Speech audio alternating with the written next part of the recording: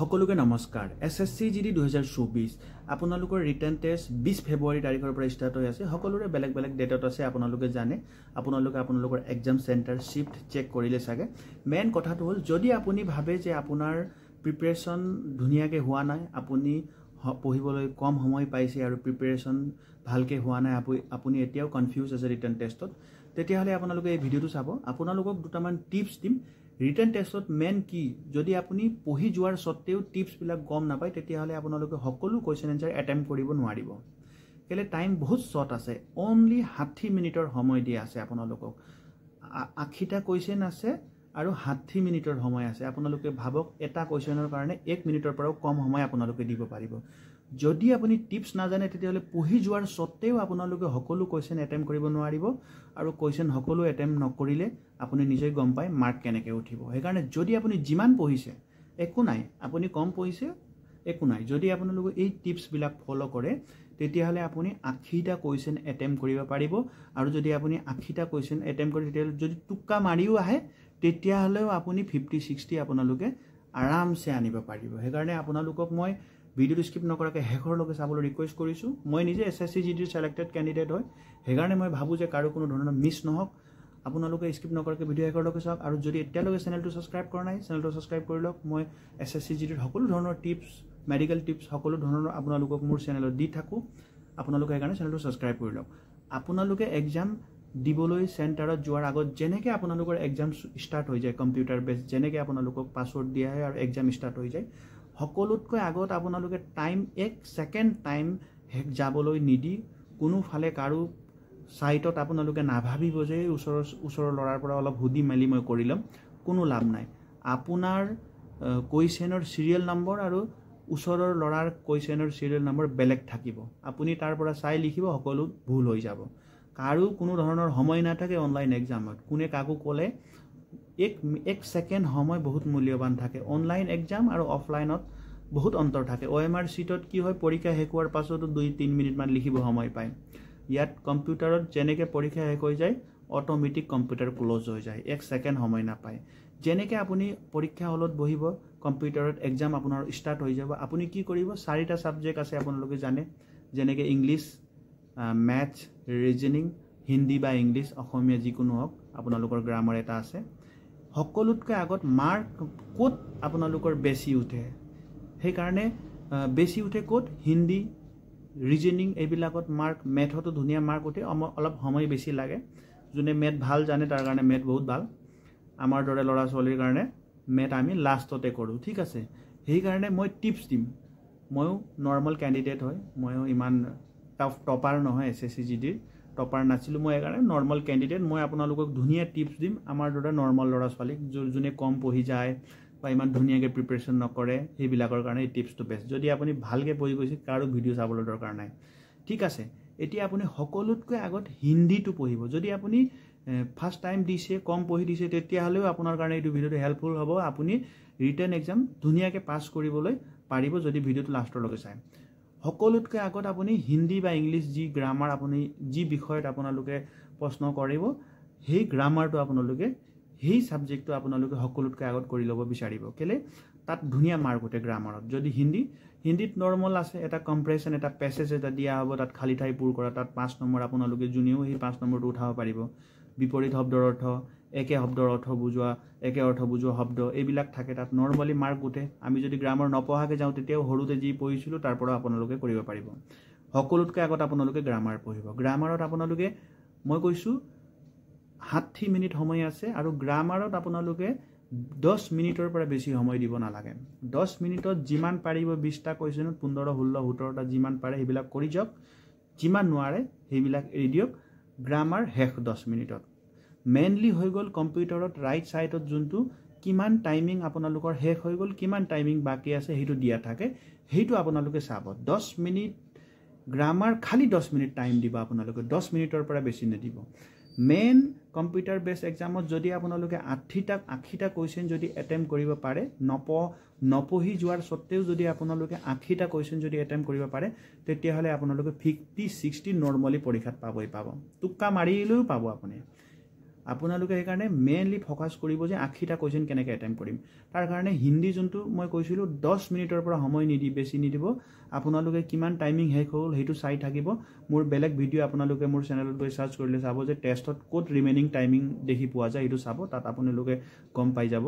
10 minute যেনেকৈ শেষ হয় হিন্দী এৰি দিব যিমান পাৰিলে নোৱাৰিলে নাই নেক্সট আপোনালোকে হিন্দীটোৰ পাছত নেক্সট মেইনলি যোনটো মাৰ্ক উঠে এইটো হ'ল ৰিজনিং হিন্দী ৰিজনিং এইবিলাকত ধুনীয়া মাৰ্ক উঠাব পাৰি ৰিজনিঙত যাব আপোনালোকে ঠিক আছে ৰিজনিংটো ইজি থাকে ৰিজনিং ইমানকৈ টাফ নাথাকে অলপ টাইমিং বেছি লয় ৰিজনিংটো আপোনাৰ কি কৰিব 15 মিনিট বা 15 মিনিট আপোনালোকে ৰিজনিঙত দিব ঠিক আছে 15 মিনিটত ৰিজনিং আপোনালোকে ইজি যিবিলাক ফুল কেলকুলেশ্যন কৰিব নালাগে ফুল কেলকুলেশ্যন কৰিলে আপোনালোকৰ 1 ঘণ্টা সময় কম হৈ যায় ৰিজনিঙত ৰিজনিং ইজি আছে SSC GD লেভেলৰ ইমানকৈ কোনো টাফ ৰিজনিং নাহে SSC GD 15 মিনিটত যিমান পাৰে ৰিজনিং আপোনালোকে কৰি লওক যোনটো পাৰে সেইটো কৰি লওক নোৱাৰে এৰি দিয়ক ঠিক আছে ৰিজনিং আপোনালোকৰ শেষ হৈ যায় 15 মিনিট 15 10 25 মিনিট আপোনালোকৰ সময় হৈ গ'ল ঠিক আছে ইয়াৰ পাছত আপোনালোকে মেথলৈ গুচি যাওক মেথত আপোনালোকে কিমান সময় দিব 20 মিনিট সময় দিব ঠিক আছে 20 মিনিট যদি মেথত দিব মেথটো বহুত টাফ থাকে মেথটো আপোনালোকে ট্ৰাই কৰিব 20 মিনিট সময় দিবৰ কাৰণে 20 মিনিট আপোনালোকে মেথত যি পাৰে আপোনালোকে মেথ কৰি লওক যদি মেথত বিলকুল আপোনালোকে নোৱাৰে তেতিয়াহ'লে মেথ যদি কোনোবাই মেথ বহুত লুজ থাকে মেথ বহুত টাফ সাবজেক্ট এনে বহুত সবৰ নৰ্মেলি অবভিয়াসলি বহুতৰ কাৰণে মেথ অলপ টাফ বুলি ভাবে যদি আপোনালোকে মেথ পাৰে মেথ 20 মিনিট সময় দিব যদি অলপ পঢ়ি গৈছে তেতিয়াহ'লে মেথত 20 মিনিট সময় দিব যি পাৰে 20 মিনিটত আপোনালোকে মেথটো কৰি ল'ব ঠিক আছে এতিয়া কিমান সময় হৈ গ'ল আপোনালোকৰ 20 মিনিট মেথত 15 মিনিট ৰিজনিঙত 20 35 আৰু 10 মিনিট আপোনালোকৰ হিন্দীত 35 45 আপোনালোকৰ ক্লিয়াৰ হৈ গ'ল ঠিক আছে 15 মিনিটছ আপোনাৰ এতিয়া বাকি আছে এতিয়া আপুনি কি কৰিব 5 মিনিটত জিকে আপোনালোকে কৰি ল'ব ঠিক আছে 5 মিনিট জিকে কি চাই যাব লাগে প্ৰশ্ন টাক পঢ়ি যাব লাগে টাক ক্লিক কৰিব লাগে তাততো কোনো সময় নালাগে আপোনালোকে ৰিমেইনিং টাইমিং চাই থাকিব তাত 15 মিনিট সময় আছে লাষ্ট 15 মিনিট সময় আপোনালোকৰ বাচিছে হিন্দী জিকে পুৰা বাচিছে জিকে 20টা কোৱেশ্চন বাকি আছে 20টা কোৱেশ্চন 5 মিনিটত আপোনালোকে টিক মাৰি দিব যি জানে নাজানে আপোনালোকে এৰি দিয়ক 5 মিনিটত জিকে সম্পূৰ্ণ কৰি দিয়ক এতিয়া 5 মিনিট আপুনি সম্পূৰ্ণ কৰি দিলে জিকে যি পাৰিলে এতিয়া আপোনালোকে ষ্টাৰ্টিংৰ পৰা ষ্টাৰ্টিং সাবজেক্টটো কি থাকিব জিকে থাকিব ষ্টাৰ্টিংৰ পৰা 10 মিনিট আপোনাৰ হাতত সময় আছে আৰু ষ্টাৰ্টিংৰ পৰা এটা গুটেই ৰিভাইজ কৰিব ৰিভাইজ মানে গুটেই আপোনালোকৰ ৰিভাইজ চেক এবাৰ কৰিব জিকেৰ পৰা যিমান হৈছিলে যিমানত আপোনালোকে ৰাইট সাইডত চাই ল'ব যিমান গ্ৰীন হৈ আছে তাক টাচ নকৰিব হৈ গ'ল যিমান গ্ৰীন হোৱা নাই বেলেগ কালাৰ আছে পাৰ্পল আছে য'ত ভিজিট কৰা নাই হোৱাইট হৈ আছে সেইবিলাকত আপোনালোকে টাচ কৰি যি আপোনালোকে অনুভৱ কৰি টুক্কা মাৰি দিব ঠিক আছে যি হয় জয় নহয় 10 মিনিটত যিমানত আপোনালোকে ভিজিট কৰা নাছিল যিমান প্ৰশ্ন উত্তৰ কৰিব বাকি আছিল সকলোতে আপুনি টুক্কা মাৰি দিয়ক ঠিক আছে টুক্কা আপোনালোকৰ নিজৰ হিচাপত মাৰক যদি হয় ঠিক হয় যি নহয়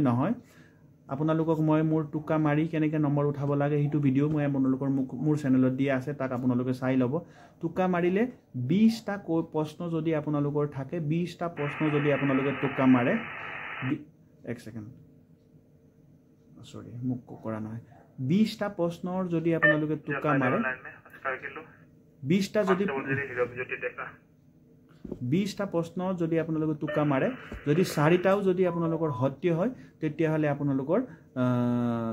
4টা সত্য আৰু 16টাও যদি আপোনালোকে ভুল হয় তেতিয়াহ'লে আপোনালোকৰ 4 মাৰ্ক আহিব আপোনালোকৰ লোকচান নহ'ব লাভ হ'ব সেইকাৰণে 10 মিনিট যোনটো সময় বাকি আছে যিমান কোৱেশ্চন কৰিবলৈ বাকি আছে সকলোতে আপুনি টুক্কা মাৰি টোটাল 80টা কোৱেশ্চন আপোনালোকে এটেম্প কৰি দিয়ক ঠিক আছে বহুতে কয় যে নেগেটিভ মাৰ্ক থাকিলে টুক্কা মাৰিব নালাগে কিন্তু মই কওঁ মাৰিব লাগে কেলে আপোনালোকৰ ইয়াত লছ নাই লাভ আছে যদি 20টা কোৱেশ্চন যদি টুক্কা মাৰি আহে তেতিয়াহ'লে যদি আপোনালোকৰ 16টা ভুল হয় 4টাও শুদ্ধ হয় আপুনি নিজে ক্যালকুলেশন কৰি চাওক আপোনালোকৰ 4টা শুদ্ধ হলে 4টাত 8 মাৰ্ক আপোনালোকে পাব আৰু 16টা ভুল হলে 4 মাৰ্ক কাটিব মানে 4 মাৰ্ক তাতো আপোনালোকৰ ফায়দা হৈ আছে 20টা টুক্কা মাৰিলে 4টাটো অবিয়াসলি ৰাইট হ'ব সেইকাৰণে 10 মিনিট যোনটো আপোনালোকে সময় পাইছে গুটেই এবাৰ ৰিভাইজ চেক কৰক যিমান প্ৰশ্নৰ উত্তৰ আপোনালোকে কৰা নাছিলে সকলোতে টুক্কা মাৰি